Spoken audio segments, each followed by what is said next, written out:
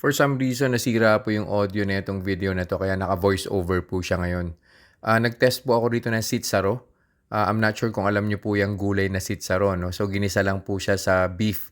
Mas prefer ko po kasi yung lasa ng beef kaya most of the time ground beef po yung ginagamit ko. Onion,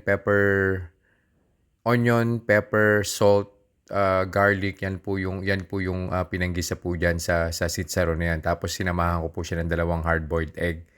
I'm not expecting na magso-shoot up po yung blood sugar ko rito kasi yung sitsaro hindi naman po gano'n kataasan yung total carbs po niyan.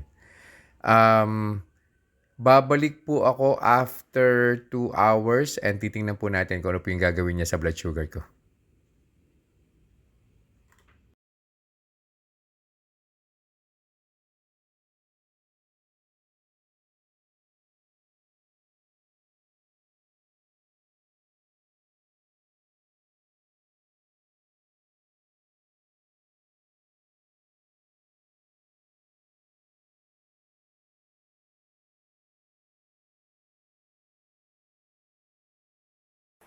Conclusion na po tayo doon sa kinain kong sitsaro na meron pong ground beef and 2 hard-boiled eggs. So nag-start po yung blood sugar ko 88 first hour, umakyat po siya nag 106. 88, 106, so that's plus 18. And then after 5 more minutes, yung 106, nag 110 pa po siya. Yan pong 110, yan na rin po yung peak na blood sugar level.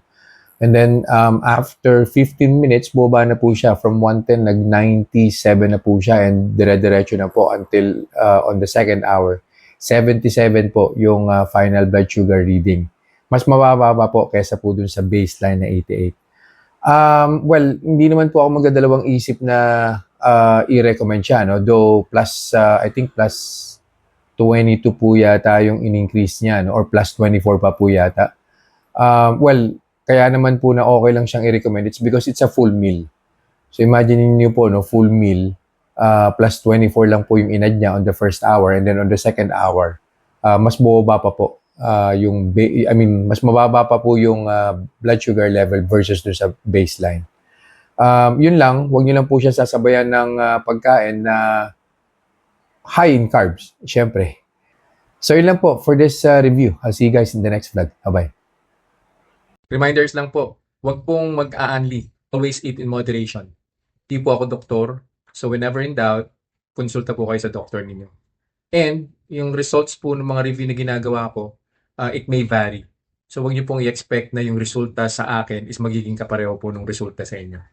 So yun lang po. Have a nice day.